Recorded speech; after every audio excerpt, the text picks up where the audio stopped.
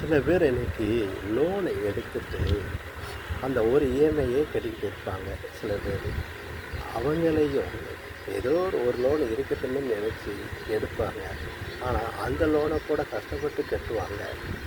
அந்த loan EMI கட்டுறதுக்கு கூட இன்னொருத்தங்கிட்ட கடன் வாங்கி கட்டுறவங்க தான் நாம் இன்றைக்கி நிறைய பார்த்துருக்குறோம். இதில் இன்னொன்று என்னென்னு கேட்டிங்கன்னா, லோனை எடுத்து நல்லா வாழ்ந்தவங்களும் இருக்காங்க, முன்னேற்றவனானவங்களும் இருக்கிறாங்க. இதில் பாதிக்கப்பட்டவங்க தான் அதிகமாக இருக்குது. எப்படின்னு பார்த்தீங்கன்னா, வரவுக்கு மேலே செலவு ஒரு பக்கம். இப்படி ஒரு காலகட்டத்தில் தான் இந்த லோன் இஎம்ஐ அப்படிங்கிற பரிவர்த்தனை நடந்து கொண்டு இருக்கிறது. லோனை எடுத்து தீக்குச்சியால் விலைக்கு ஏற்றினவங்களும் இருக்கிறாங்க. அதே லோன் எடுத்து வீடையே கொளுத்தினவங்களும் இருக்கிறாங்க. அந்த அளவுக்கு இந்த லோன் அப்படி ஒரு இக்கட்டான சூழ்நிலையை ஆக்கிக்கிறது.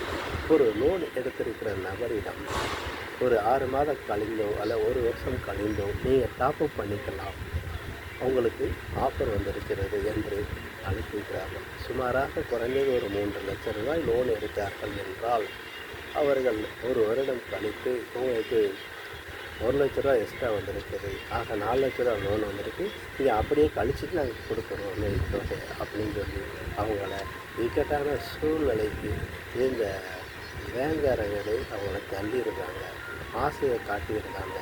அந்த நேரத்தில் இவனுக்கு ஒரு ஃபோன் வந்ததுலேருந்து, அந்த நியூஸ் வந்ததுலேருந்தே மனசில் ஓடிக்கிட்டே இருக்குது.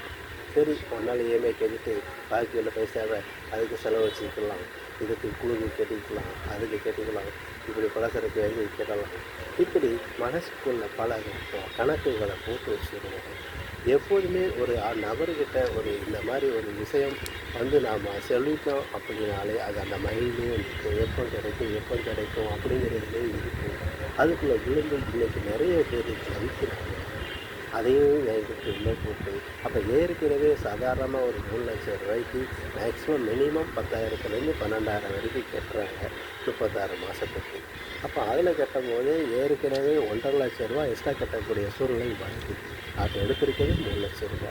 அப்போ எக்ஸ்ட்ரா 1,50,000 லட்ச ரூபா எக்ஸ்ட்ரா கட்டக்கூடிய 4,50,000 லட்சம் ஆகிடுது. அப்போ இதில் மறுபடியும் 1 லட்ச ரூபா டாப்அப் பண்ணும்போது 5 லட்ச ரூபா வரைக்கும் வந்துடுது. அப்போ அந்த 5 லட்ச ரூபா வரும்போது நம்ம எடுத்திருக்கிறது 3 லட்சம். அப்போ எக்ஸ்ட்ரா 2 லட்சம் கட்டக்கூடிய அளவுக்கு சூழ்நிலைகள் உருவாகிறது. அப்போ இதை கெட்டதுக்கு மறுபடியும் அதுபோக சில கம்பெனிகளில் ஒரு ஃப்ரிட்ஜியோ ஒரு ஃபேனோ அதை இஎம்ஐயில் நம்ம மொபைலோ ஏதாவது ஒன்று எடுத்து முடிச்சோன்னா அதை மேக்ஸிமம் குறைய அமௌண்ட்டில் இருக்கும். 1,600 ரூபா 3,000 ரூபா மாதிரி இருக்கும். அதை எப்படியே கட்டியிருப்போம். அந்த 30,000 லோனை கட்டின உடனே ஒரு 1 இயரோ 6 மாதமோ கழிச்சோ மறுபடியும் ஒரு ஃபோன் வரும். நீங்கள் இந்த மாதிரி பர்ச்சேஸ் பண்ணியிருக்கீங்களா, அதில் நீங்கள் கரெக்டாக கட்டியிருக்கிறதுனால உங்களுக்கு லோன் வந்துருக்கு அப்படின்ட்டு மறுபடியும் ஒரு 70,000 ரூபா கொடுக்குறாங்க லோனுங்கிறதுனால. அதில் பார்த்தீங்கன்னா நீங்கள் மேக்ஸிமம் 4,300 ரூபா கட்டினா போதும், இல்லை எங்களுக்கு வேண்டாம் அப்படின்னு சொல்லியாச்சுன்னா அடுத்த ஒரு 3 மாதம் கழித்து மறுபடியும் உங்களுக்கு 90,000 ரூபா லோன் வந்திருக்குது அப்படின்னு சொல்கிறாங்க. அப்போ அந்த 90,000 லோன் வந்திருக்கிறதுனால இவனுக்கு கூடுதல் கொஞ்சம் ஆசையும் காட்டியிருக்காங்க. அப்போ அந்த ஆசைக்கால இவனுக்கு எவ்வளோ கொடுத்தாலும் காணாத நம்மளுக்கு தான் உடனே அந்த லோனை சரின்னு சொல்லக்கூடிய சூழ்நிலை உருவாகிறது.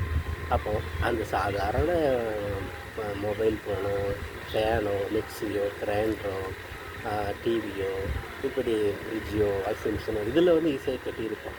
ஆனால் அந்த லோனு வரும்போது 90,000 லோன்னு வரும்போது அதுக்கு மேக்ஸிமம் 4,300 ரூபா கட்ட வேண்டிய சூழ்நிலைகள் உருவாகிறது. அப்போ 90,000க்கு அவங்க 40,000 50,000 வரைக்கும் அந்த 33 மாதம் போட்டிருக்காங்க. அப்போ இந்த 33 மாதம் போடும்போது அதில் 50,000 வந்துடுது. அப்போ இந்த 50,000 வரும்போது அவங்களால கட்ட முடியாமல் போகிறது.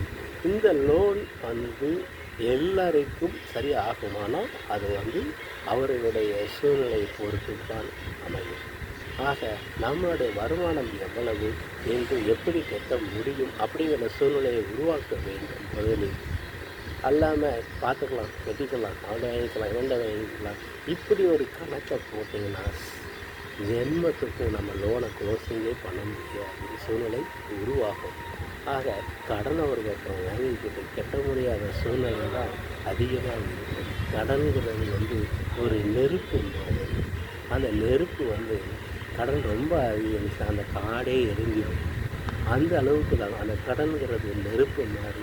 கடன் கிட்ட போகிறது ரொம்ப யோசனை பண்ணி தான் போக வேண்டும். ஆகவே இந்த நேரத்தில் கடன் வாங்கினா எவ்வளோ பிரச்சனைகள் வரும். கடன் வாங்கி முன்னேறியவர்கள் இருக்கிறார்கள். ஆனால் அதை விட குறைவு அதிகமாக பார்த்தீங்கன்னா, கடன் வாங்கி கஷ்டப்பட்டவங்க, வீட்டை விட்டு ஓடி போனவங்கன்னா, ஊரை விட்டே காலி பண்ணி போனவங்க தான் இன்றைக்கி அதிகம். அதனால் கடன் வாங்குறதுக்கு ஒரு முறை இல்லை, 1000 முறை யோசியுங்கள். யோசித்து செய்தால் நல்லது நடக்கும் என்று இந்த நேரத்தில் சொல்லிக் கொள்கிறேன். நன்றி.